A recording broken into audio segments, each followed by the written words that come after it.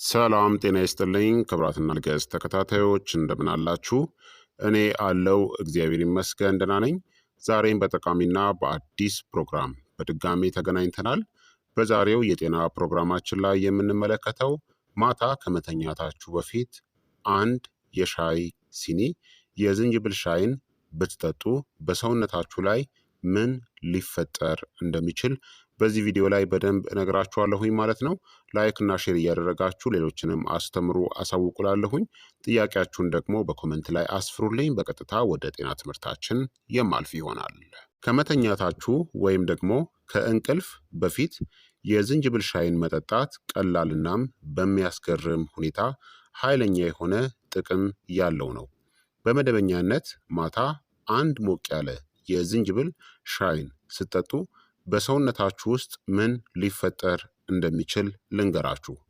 አንደኛ፣ የምግብ መፈጨታችሁ ይረጋጋል እናም በተሻለ ሁኔታ ይሰራል። በሌሊት የምግብ መፈጨት በተፈጥሮ ይዘገያል። ዝንጅብል የምግብ መፈጨት ኢንዛይሞችን በቀስታ ያነቃቃል እንዲሁም የጨጓራ ባዶ መሆንን ያሻሽላል። ይህ በሌሊት የሆድ መነፋትናም ጋዝ መቀነስ፣ ከእራት በኋላ የሚሰማ የሆድ መክበድ መቀነስ፣ ስተኙ የሚከሰት የቃር ወይም ደግሞ የአሲድ ሬፍለክስ እድል መቀነስን ታስተውላላችሁ። በተግባር ማታ ማታ ብዙ ጊዜ የሆድ መሙላት፣ መወጠር ወይም ደግሞ የጋዝ ስሜት የሚሰማችሁ ከሆነ የዝንጅብል ሻይ ከመተኛታችሁ በፊት ጨጓራችሁ ስራውን አስቀድሞ እንዲጨርስ ይረዳዋል። ሁለተኛ፣ ተኝታችሁ እያለ የሰውነት ብግነት ወይም ደግሞ ኢንፍላሜሽን በዝምታ ይቀንሳል። ዝንጅብል ጂንጀሮል እናም ሾጋውል የተባሉ የተፈጥሮ አንቲ ኢንፍላማቶሪ ውህዶችን ይዟል።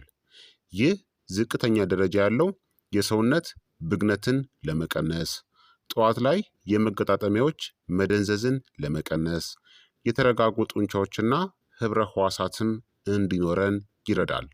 ልታስተውሉት የምትችሉትም ስትነቁ ከእንቅልፋችሁ ቀላል የሆነ እንቅስቃሴ፣ የሰውነት ህመም መቀነስ፣ በተለይም በጉልበት በጀርባ እናም በአንገት ላይ። ይህ በተለይ የሰውነት መቆጣት ወይም ደግሞ ብግነት በዝምታ መጨመር በሚጀምርበት ከ40 ዓመት ዕድሜ በኋላ በጣም ጠቃሚ ነው። ሶስተኛ፣ በሌሊት የደም ስኳር የበለጠ የተረጋጋ ይሆናል።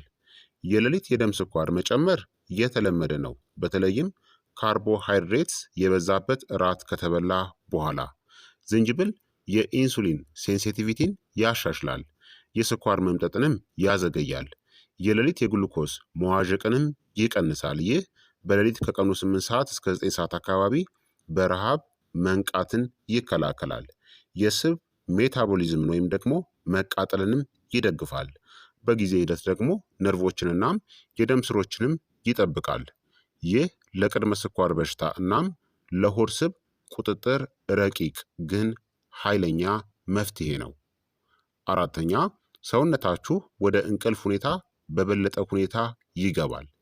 የዝንጅብል ሻይ አያደነዝዛችሁም፣ ነገር ግን ለእንቅልፍ ትክክለኛ ሁኔታዎችን ይፈጥራል። ሰውነታችሁን ያሞቃል፣ መዝናናትን ያነቃቃል፣ የደም ዝውውርን ያሻሽላል፣ የእግር ህመምንም ይቀንሳል፣ አንጀትንም ያረጋጋል። ለአንጎል ለማረፍ ደህንነቱ የተጠበቀ መሆኑን ምልክትን ይሰጣል። በውጤቱም በፍጥነት መተኛት፣ ጥልቅናም የበለጠ እረፍትን የሚሰጥ እንቅልፍ እንዲኖራችሁ እናም በምቾት ማጣት ምክንያት የሚከሰቱ የሌሊት ንቃቶችን ለመቀነስም ይረዳል። አምስተኛ፣ የሌሊት መርዛማ ንጥረ ነገሮችን የማስወገድ እናም የጉበት ድጋፍንም ያሻሽላል። ተኝታችሁ ሳለ ጉበታችሁ በከፍተኛ ሁኔታ ይሰራል። ዝንጅብል ይህንን ሂደት በቀስታ ይደግፋል።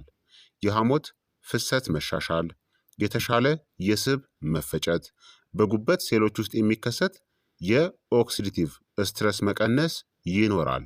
በጊዜ ሂደት ይህ ከጉበት ስብ ለማገገም፣ የጠዋት ድካም መቀነስ፣ ጥሩ ቆዳ እናም የተሻለ ሜታቦሊዝም ይኖራችኋል። ስድስተኛ፣ የበሽታ መከላከል ስርዓት የሌሊት ማበረታቻን ያገኛል። እንቅልፍ የበሽታ መከላከል መጠገኛ ጊዜ ነው። እናም ዝንጅብል ደግሞ ያንን ሂደት ይረዳል። ዝንጅብል ጸረ ተዋሲያን ባህሪያት አሉት። የበሽታ መከላከል ሴሎችን ዝውውር ያሻሽላል። በሽታ የመከላከል አቅምን የሚያዳክም፣ ስር የሰደደ ብግነት ወይም ደግሞ ኢንፍላሜሽንንም ይቀንሳል። አነስተኛ ጉንፋን፣ ፈጣን የሆነ ከህመም ማገገም፣ ጠንካራ በሽታ የመቋቋም አቅም፣ በተለይ ብዙ ጊዜ የሚደክማችሁ ወይም የምትጨነቁ ከሆነ ምርጥ ነው። ሰባተኛ የጠዋት የሆድ ዕቃ እንቅስቃሴ ወይም ደግሞ ሰገራ የበለጠ መደበኛ ይሆናል። የዝንጅብል ሻይ ከጠጣችሁ በኋላ ብዙ ሰዎች በሚቀጥለው ቀን ጠዋት የተሻለ የሆድ ዕቃ እንቅስቃሴን ያስተውላሉ። ምክንያቱም ዝንጅብል የአንጀት እንቅስቃሴን ያነቃቃል። የአንጀት ብግነት ወይም ደግሞ ኢንፍላሜሽንን ይቀንሳል።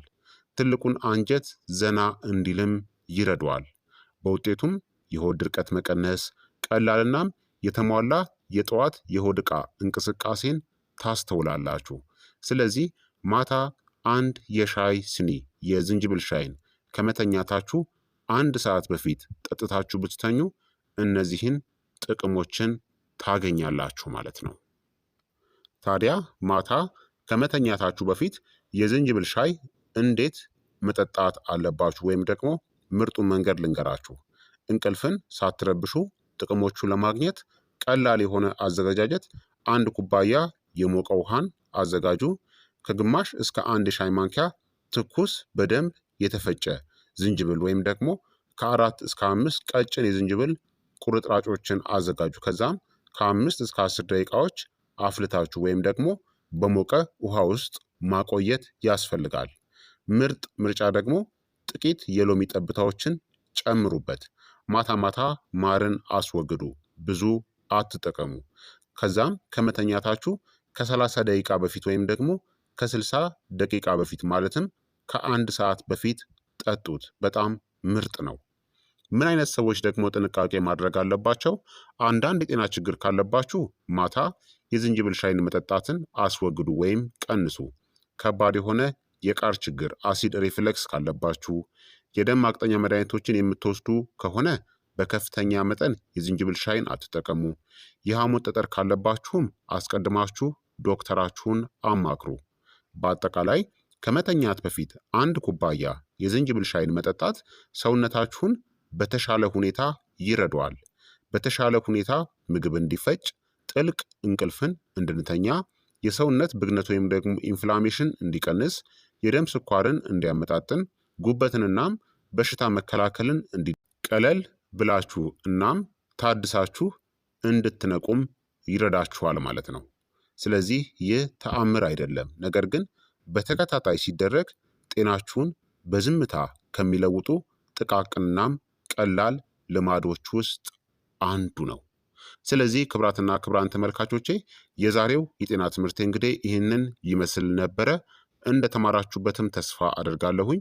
ሀሳብ አስተያየታችሁ ደግሞ አይለኝ ይላለው። ይህ የጤና ትምህርት ታዲያ ለበርካታ ሰዎች እንዲደርስ ሁላችሁም በቅንነት ላይክና ሼር በማድረግ ሌሎችንም አስተምሩ፣ አሳውቁ እላለሁኝ። ጥያቄያችሁን በኮመንት ላይ አስፍሩልኝ። በቀጣይ የጤና ትምህርት እስከምንገናኝ እኔንም እናንተንም ቸር ያቆየን።